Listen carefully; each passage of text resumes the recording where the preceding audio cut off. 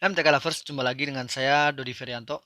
Ya, kali ini saya hanya ingin sekedar sharing ya, mengenai sebuah pernyataan yang cukup mungkin sering kita dengar ya, bahwa jangan pernah jadi guru ya, karena guru itu miskin gitu ya. Ya, beberapa kali saya mendengar, bahkan saya membaca komentar-komentar ya, ada beberapa, mahasiswa jurusan pendidikan ya, pendidikan matematika ya, khususnya karena, eee, dia berkomentar di channel saya, pasti biasanya yang tertarik adalah, eee, ya orang matematika sendiri ya. Mereka beberapa beberapa komentar ya, yang intinya begini, mereka selama selama ini sedang menjalani pendidikan matematika ya, jurusan pendidikan matematika, pengennya memang bercita-cita menjadi guru gitu ya. Tapi seiring berjalannya waktu kok, pandangan pandangan orang ya terhadap cita-cita guru ini ya, kok kesannya lebih merendahkan ya, karena mereka banyak juga, berkomen, kenapa mau jadi guru? Guru kan miskin," gitu ya, "guru kan nggak bisa kaya," gitu ya kan. Jadi ya akhirnya, eee, banyak orang yang akhirnya, termakan komen-komen pernyataan-pernyataan seperti itu ya, sehingga akhirnya yang dia tadinya sudah semangat sekali ingin menjadi guru, lalu mendengar pernyataan-pernyataan seperti itu jadi down ya. Jadi aduh ya ngapain ya, saya nyesel nih ngambil jurusan guru nih ya. Ya, oke. Saya ingin ingin bantu ini sih, sharing saja ya, bahwa pertama, oke lah, definisi dari kaya sendiri mungkin sebenarnya banyak, tapi mungkin yang dimaksud sih orang-orang yang mengeluarkan pernyataan seperti itu adalah maksudnya kaya secara materi gitu ya. Ya, pertama definisi dari kaya secara materi ya, itu pun masing-masing individu beda ya. Jadi tergantung masing-masing individu mendefinisikannya seperti apa gitu ya.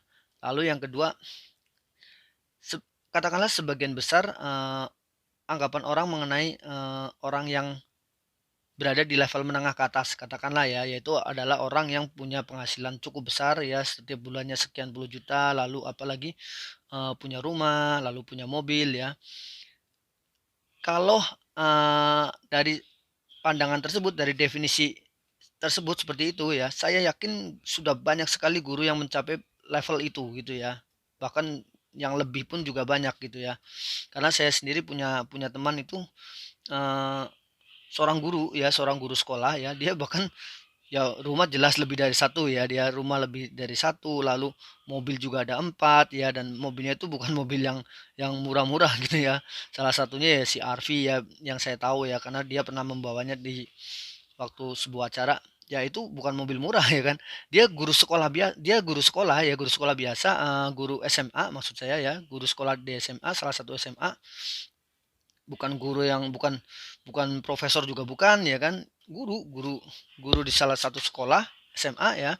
Nah, cuma yang di sini yang perlu ditegaskan adalah, mindset ya, mindset dia kenapa dia bisa menjadi, eee, katakanlah, sesukses itu ya.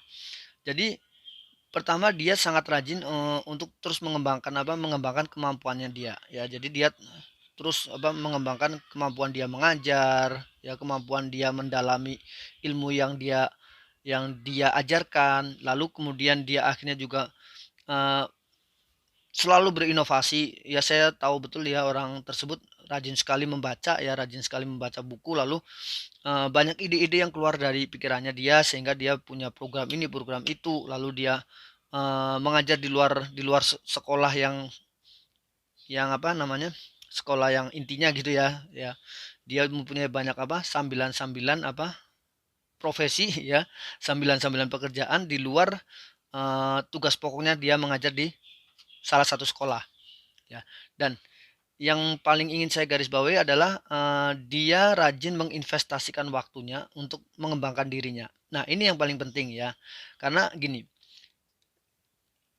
memang benar ya, kayaknya jarang sekali ada guru yang gajinya fantastis ya, sebulan gaji dia itu, eee, 100 juta ya, itu sangat sangat sedikit sekali ya kalau kita bicara, guru guru sekolah pada umumnya ya. Bahkan mungkin nggak ada gitu ya kalau gaji di Indonesia yang guru itu sampai 100 juta, maksud saya 100 juta sebulan tuh kayaknya kalau di Indonesia masih belum ada kalau dia mengajar di salah satu sekolah umum saja ya. Ya bahkan sekolah internasional pun saya yakin gajinya nggak ada yang nyampe 100 juta sebulan. Mungkin mungkin ya. Eh, ya tapi kan penghasilan tuh bukan hanya dari gaji pokok ya kan. Nah, yang paling penting adalah kreativitas seseorang atau mindset seseorang ya yang bisa berinovasi ya sehingga dia bisa mendapatkan lebih layak dari apa yang sudah dia peroleh di katakanlah di pekerjaan umumnya, di pekerjaan utamanya ya. Saya tidak mengatakan bahwa pekerjaan utamanya itu tidak mendapatkan gaji yang layak ya, ya pasti layak juga ya, pasti layak ya, ya pasti layak. Cuma kalau kita ingin mendapatkan lebih, otomatis kita harus apa? Berinvestasi ya. Investasi di sini bukan berarti uang ya. Yang paling penting justru berinvestasi waktu untuk mengembangkan diri kita itu ya. Sehingga dia bisa berinovasi lebih.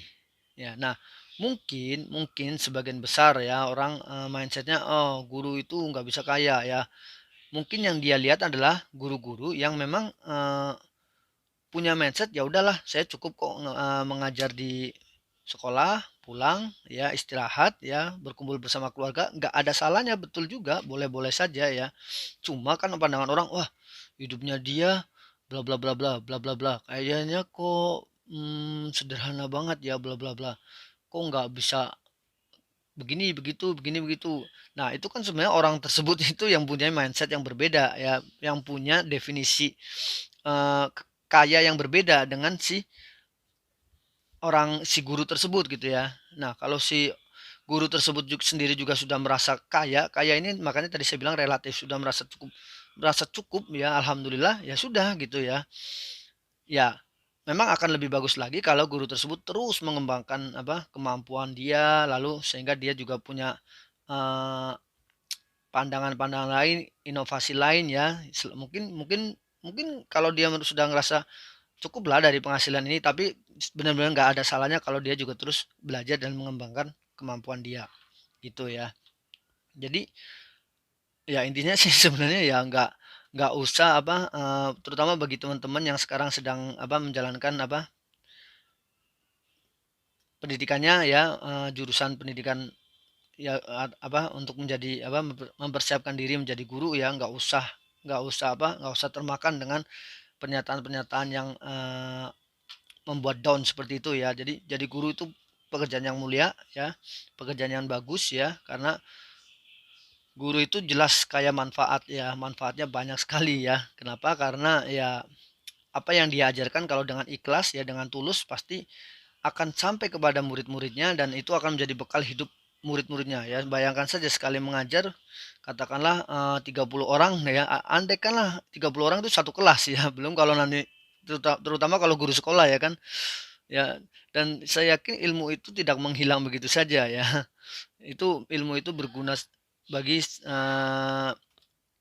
murid-muridnya ya, bahkan mungkin sampai apa? Sampai kedepannya ya.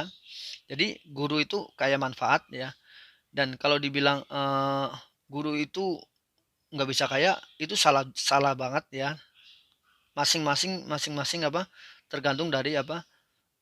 Pola pikirnya ya, kemampuan untuk mengembangkan dirinya. Nah, itu juga penting sekali ya. Jadi buat teman-teman yang sekarang sedang belajar untuk apa? Untuk uh, meraih gelar pendidikan gitu ya, gelar sarjana pendidikan ya, lalu kemudian memang sudah bercita-cita menjadi guru itu luar biasa ya.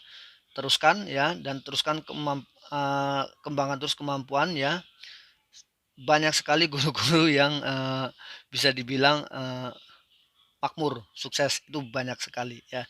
Jadi ya jangan melihat yang apa yang membuat apa kita down ya, tapi lihat saja yang membuat kita termotivasi ya, termotivasi lalu apa ingin berkembang ya. Itu ya. Jadi banyak sekali di sekitar kita yang pernyataan-pernyataan yang membuat kita down ya. Itu jauh lebih banyak dibanding pernyataan-pernyataan yang membuat kita termotivasi. Nah, pilih saja yang termotivasi, yang membuat kita termotivasi.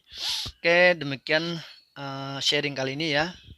Sampai jumpa dan tetap semangat ya. Bye-bye.